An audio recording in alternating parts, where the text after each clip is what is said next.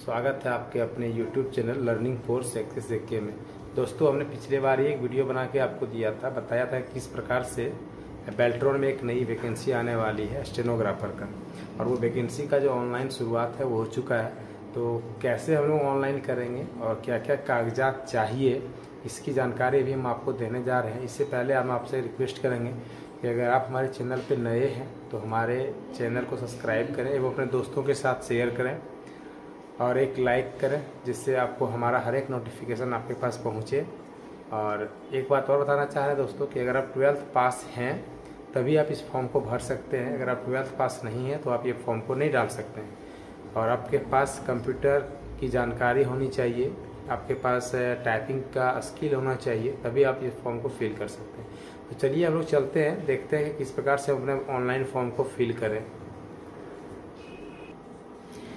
ये आपके official website है दोस्तों, यहाँ पे आप आके और ऑनलाइन फॉर्म कर सकते हैं। इसका लिंक हम आपको डिस्क्रिप्शन में दे देंगे, वहाँ पे आप क्लिक करिएगा तो डायरेक्ट आप यहाँ पे पहुँचिएगा। इसका देखिएगा स्टेनोग्राफर का जो है वो आपका शेड्यूल दिया गया है, यहाँ से इसका नोटिफिकेशन को आप पढ़ सकते हैं। और अगर आपको अप्लाई इसका करना है ऑनलाइन तो आप नीचे आइएगा। नीचे आने के बाद देखिए यहाँ पे दिया गया है स्टेनोग्राफर रजिस्ट्रेशन लिंक 2024, यहाँ पे क्लिक करिएगा। क्लिक करने के बाद आपका ये वाला एक इंटरफेस खुलेगा। इंटरफेस में जाके नीचे आइएगा, यहाँ देखिए दिया है न्यू हेडलाइन लिंक है ना, इसमें जाके आप यहाँ पे क्लिक करिएगा। क्लिक करने के बाद आपके सामने एक इंटरफेस खुलेगा, जहाँ पे आपको देखिए पेज लोडिंग हो रहा है। ये पूरा पेज लोडिंग होगा। लोडिंग होने का इस तरह का एक आपको इंस्ट्रक्शन दिया जाएगा कि काइंडली यूज एड्स, जो भी मोजिला फायरफॉक्स क्रोम इत्यादि का आप यूज कर सकते हैं ना। तो इसको क्लोज करिए, फिर आपको यहाँ देगा कि आप किस तरह से करना है। इस पर आई एग्री करिएगा। आई एग्री क्लिक करने के बाद यहाँ पे आपका इस ढंग का इंटरफेस खुलेगा। इसमें आपको अपना नाम का पहला लेटर, मिडिल लेटर और लास्ट का नाम डालना है।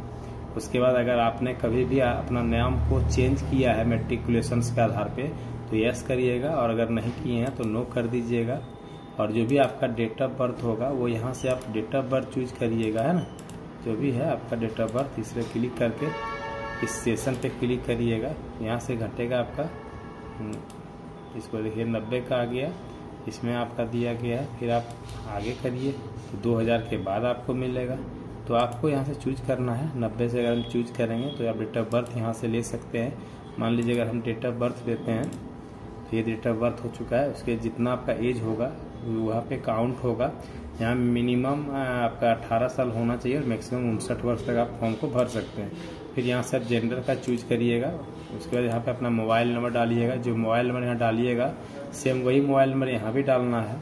उसके बाद अपना ईमेल आईडी डालना है। जो ईमेल आईडी यहाँ पे डालिएगा सेम ईमेल आईडी जो आपका होगा वो यहाँ पे डालना है। फिर हम इसको जनरेट OTP पे क्लिक करेंगे। आपको यहाँ से इस ढंग से इंटरफेस को फॉर्म भरना है। फॉर्म भरने के बाद आप ऊपर आइएगा और यहाँ पे जनरेट OTP पे क्लिक करिएगा, ठीक है। जनरेट OTP पे क्लिक करने के बाद यहाँ पे आपको एक कैप्चा को अपलोड पहले करना होगा। तो हम पहले कैप्चा अपलोड कर लेते हैं। ये आपका कैप्चा हो चुका है, हमने कैप्चा डाला। फिर यहाँ से हम सबमिट करेंगे। सबमिट करने के बाद बोला है कि इंटर करेक्ट टेस्ट।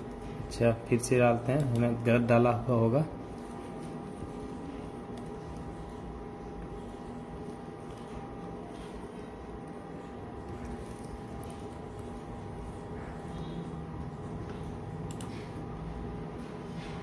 उसके बाद यहाँ जब आप कैप्चा सही डाल दीजिएगा तो ये क्या बोलेगा कि OTP रिसीव हो गया आपके मोबाइल नंबर और ईमेल आईडी पर, ठीक है। तो यहाँ पे आप दोनों में से कोई भी एक अपना कैप्चा को ले OTP डाल सकते हैं। अगर ईमेल आईडी में गया वहाँ से डाल सकते हैं, मोबाइल नंबर पे गया है तो आप वहाँ भी डाल सकते हैं। हमारे मोबाइल नंबर पे आ चुका है और हम इसको अब डालते हैं, ठीक है।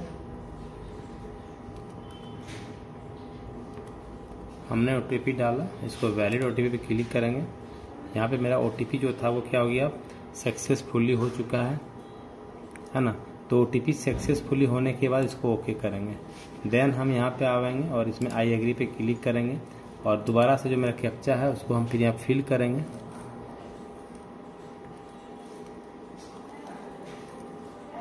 तो हम दोबारा से कैप्चा फिल करके रीवेरीफाई पे क्लिक करेंगे। अब देखिए रीवेरीफाई करने के बाद हमको यहाँ दे दिया है कि जो आप है अपना रीवेरीफाई करिए क्या आपका डेट ऑफ बर्थ अगर सही है। तो ये रीवेरीफाई करने के बाद हमने फिर इसको ओके करना है ना। तो आप यहाँ पे करिएगा, उसके बाद यह क्या कर देगा, आपको सबमिट करना है। सबमिट करने में आपका इंटरफेस सिखाएगा, यहाँ से आप ओके करिएगा। फिर ओके करने में थोड़ा वेट करिएगा। वेट करने के बाद यहाँ से आपका क्या हो जाएगा, आपको रजिस्ट्रेशन नंबर वगैरह मिल जाएगा। और जब आप ओके पे क्लिक करिएगा तो फिर यहाँ से आपको इस ढंग का इंटरफेस मिलेगा। यहाँ पे आपका एप्लीकेंट डिटेल्स दिया हुआ है और गो टू एप्लीकेशंस, और यहाँ से लॉग आउट। तो हम यहाँ जाते हैं गो टू एप्लीकेशंस पे। ये लोड हो रहा है, देखिए गो टू एप्लीकेशंस पे जाने के बाद यहाँ पे मेरा पूरा एप्लीकेशंस खुल के हमारे सामने आ जाएगा। अभी देखिए लोड हो रहा है ना। उसके बाद यहाँ पे आप इस ढंग का आएगा, यहाँ बोला जाएगा कि जो भी आप यूज कर रहे हैं आपका वर्जन जो है वो ये सब होना चाहिए। फिर हम क्लोज करेंगे और नीचे आ जाएंगे। नीचे आने के बाद आपको क्या क्या भरना है ये देख लीजिए, ये सब में हो चुका है। अब यहाँ पे है मेरिट या स्टूडेंट, मान लीजिए अगर आप मैरिड हैं तो मैरिड, अनमैरिड है तो अनमैरिड। आपका रिलीजियस जो है हिंदू, मुस्लिम, क्रिश्चियन, वो आप डाल सकिए। फिर अपने आप फादर्स नेम, और अगर आप लड़कियाँ हैं शादीशुदा हैं तो आप हस्बैंड नेम डालिए। मदर्स का नेम, मोबाइल नंबर तो आपका शो करेगा, ईमेल आईडी भी शो करेगा। फिर आप पोस्ट का नाम अपना करना है कि या तो पोस्ट आपका भी एक ही मिला हुआ है स्टेनोग्राफर का। 20 तारीख से आपका डाटा एंट्री ऑपरेटर का भी वैकेंसी चालू हो जाएगा। इसमें थोड़ा सा क्या होता है कि पदें कम रहती है, लेकिन डीओई का जो होता है डाटा एंट्री ऑपरेटर का वैकेंसी, उसमें कुछ ज़्यादा पद होती है, 7-8 हज़ार 8 हज़ार लगभग पद होता है। तो उसमें आप भी आपको भरने का मौका 20 तारीख से मिलेगा, है ना। यहाँ से आप चूज करिए। फिर आप यहाँ से नेशनलिटी चूज करिए। फिर ये क्या है कि आप डोमिसाइल बिहार के अगर हैं तो यस करिए, नहीं है तो नो करिएगा। अगर आप हैं तो आपको रिजर्वेशन कोटा में मिलेगा, मान लीजिए जो भी आप रिजर्वेशन से आप करते हैं। फिर आगे आइए, फिर आपको कैटेगरी जो आपने रिजर्वेशन कोटा अपना किया है अप्लाई, उसका आपको यहाँ पे अथॉरिटी मिल देना होगा, किस डेट में इशू हुआ वो लिख देना होगा। और आपका सीरियल नंबर जो आता है सर्टिफिकेट का, वो आपको यहाँ पे अपलोड करना है। उसका अगर आप बिहार का निवासी हैं तो बिहार का आपका जो ऑथराइज करने वाला होता है, आरओ लेवल का होता है, डीओ लेवल का होता है, एसडीओ लेवल का जो भी होता है, वो यहाँ पे आप अपना सर्टिफिकेट के अनुसार डालें। फिर उसका डेट और उसका सीरियल नंबर ये डालने के बाद जो आपका पहचान होता है, चिन्ह जो होता है, जैसे मान लीजिए मोल मार्क हो गया, कट मार्क हो गया, तो वो वगैरह यहाँ डाल सकते हैं। और आइडेंटिफाई, जैसे मान लीजिए हमको आधार कार्ड डालना है, पैन कार्ड डालना है, ड्राइविंग लाइसेंस डालना है, वोटर आईडी कार्ड डालना है, कुछ डाल सकते हैं। तो यहाँ से हम अगर इसको हम एनी अदर कर सकते हैं। आईडी का टाइप यहाँ आधार और उसका नंबर लिख सकते हैं। फिर इस पर क्लिक करके हम यहाँ सेव एंड नेक्स्ट पे क्लिक करेंगे, ठीक है। तो ये सारा भरने के बाद फिर आप इससे यहाँ से आगे बढ़ सकते हैं। तो ये तरह से सारा फॉर्म को पहले फिल कर लीजिएगा, है ना। हमने सब सारा फॉर्म को फिल कर लिया, नाम वगैरह डाल दिया हमने।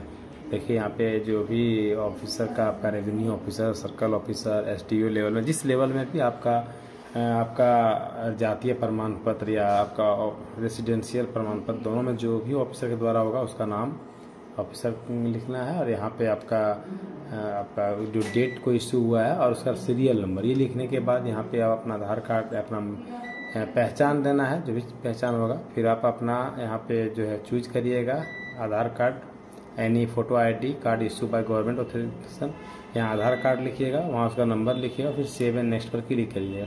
सेव एंड नेक्स्ट पर क्लिक करने के बाद यहाँ पे ओके करिएगा। ये आएगा, दूसरा स्टेप है। यहाँ पे आपको अगर आप डिजिबिलिटी हैं, 40% आपको छूट चाहिए तो आप यस करिए, यस करिएगा। तो यहाँ पे आपको सारा भरना होगा। और अगर आप नहीं चाहते हैं तो इसको आप सीधे नो कर दीजिएगा। नो करने के बाद कुछ नहीं भरना होगा, फिर सेव एंड नेक्स्ट कर दीजिएगा। सेव एंड नेक्स्ट करने के बाद आपको यहाँ पे एड्रेस भरना है। जैसे मान लीजिए एड्रेस लाइन 1 और 2 में दोनों मिला के अपना एड्रेस भरिए। फिर आप यहाँ पे अपना कंट्री चूज करिए। कंट्री चूज करने के बाद यहाँ पे आपको अपना स्टेट चूज करना है। स्टेट चूज करने के बाद यहाँ पे आपका जो भी डिस्ट्रिक्ट है उस स्टेट के अंदर जो डिस्ट्रिक्ट का आपका नाम आता है उस डिस्ट्रिक्ट को आप चूज करें। और यहाँ पे अपने एरिया का पिन कोड डालिए। अगर आप सेम है तो सेम है, और नहीं तो अगर आप दूसरा एड्रेस है, एक कॉर्पोरेट एड्रेस होता है, एक बार परमानेंट एड्रेस होता है, तो दोनों में आप यहाँ पे डाल के और सारा चीज़ पे चूज करने के बाद सेव एंड नेक्स्ट कर दीजिएगा, ठीक है। इस तरह से पूरा आप फॉर्म को फिल करिएगा। फिल करने के बाद सेव एंड नेक्स्ट पे क्लिक करिएगा। फिर यहाँ से आपको डाटा सेव हो जाएगा। उसके बाद आपको मैट्रिकुलेशंस का डिटेल्स डालना है, जैसे आप कौन से बोर्ड से पास किए हैं मैट्रिक, आपके स्कूल का नाम क्या था, अगर आप परसेंटेज से पास किए हैं या CGPA था आपका, ग्रेड मार्क्स था, ये grade B grade C B grade, है ना। तो उस ढंग से यहाँ पे आपको लिखना है। अगर आपका मान लीजिए ग्रेड मार्क्स था तो आपको ग्रेड लिखना होगा, यहाँ पे मार्क ऑब्डिएंट लिखना है या कौन सा ग्रेड था वो। अगर आपका मान लीजिए परसेंटेज था तो आप परसेंटेज लिखिए, और अगर आपका मान लीजिए CGPA था तो यहाँ पे CGPA कर लीजिएगा, ठीक है। जो भी आपका था वो यहाँ पे अपने अनुसार करिए। पासिंग ईयर डालिए, किस वर्ष पास किया, डिवीजन कौन सा था, है ना, वो आपको यहाँ पे लिखना है। फिर आगे बढ़िएगा, फिर आपको 12th वाला सब यहाँ डालना है, बोर्ड, स्कूल का नाम, सब्जेक्ट, है ना। फिर भी यहाँ पे वही पासिंग परसेंटेज था या क्या था, आपको उस ढंग से चूज करिए। चूज करने के बाद फिर आगे बढ़िएगा। फिर आपका टाइपिंग एंड स्किल टेस्ट जो आपका है, मीडियम हिंदी इंग्लिश या दोनों है, टाइपिंग टेस्ट है ना, वो यहाँ पे दोनों चूज कर लीजिएगा। दोनों चूज करने के बाद फिर आगे बढ़िएगा। आगे बढ़ने के बाद यहाँ पे आपको ग्रेजुएशन लेवल के बारे में पूछता है कि अगर आप यहाँ मान लीजिए दोनों अगर आप चूज करते हैं दोनों चूज कर लीजिए। यहाँ पे अगर आप ग्रेजुएशन किए हैं तो आपका बैचलर डिग्री था या कुछ और था वो यहाँ पे चूज करना है। देन आपको अगर और आप आगे कुछ पढ़ाई पढ़े हैं, अगर पे कोई और डिग्रियाँ हैं तो आप यहाँ पे डाल सकते हैं। इसके बाद फिर यहाँ से आपको 7 नेक्स्ट कर देना है, ठीक है।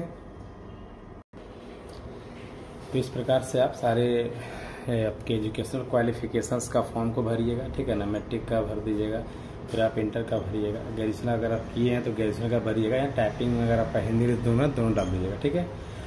उसके बाद यहाँ से 7 नेक्स्ट कर दीजिएगा। 7 नेक्स्ट करने के बाद आपका जो सिटी है वो पटना ही रहेगा, क्योंकि इसका एग्ज़ाम जो होता है वो हमेशा पटना में ही होगा, ठीक है। तो यहाँ से इसको आगे बढ़ाइए। आगे बढ़ाने के बाद यहाँ डॉक्यूमेंट्स को अपलोड करना है, जैसे आपका सिग्नेचर हो गया, आपके पासपोर्ट साइज का फ़ोटो हो गया, 10th का आपका मार्कशीट सर्टिफिकेट, 12th का मार्क सर्टिफिकेट, डिग्री का, जैसे अगर आप भरेंगे तो डिग्री का आपको सर्टिफिकेट डालना है, और ग्रेजुएशन का मार्कशीट अगर डालना है, फिर डोमिसाइल सर्टिफिकेट, फिर आपका अगर और कुछ हायर क्वालिफिकेशन है तो वो डालिए, और फिर EWS सर्टिफिकेट, और अगर आपको रिलेवेंट डॉक्यूमेंट्स और है तो वो आप डालिए। उसके बाद फिर यहाँ पे आप पेमेंट के लिए आपको 1000 रुपया लगेगा, है ना, वो आपको डालना है यहाँ पे। फिर आप ये चूज ऑनलाइन में क्लिक करिएगा, इस सब पे टिक करके कैप्चा करके सबमिट करिएगा, फिर आपको पेमेंट का ऑप्शन दे देगा, ठीक है।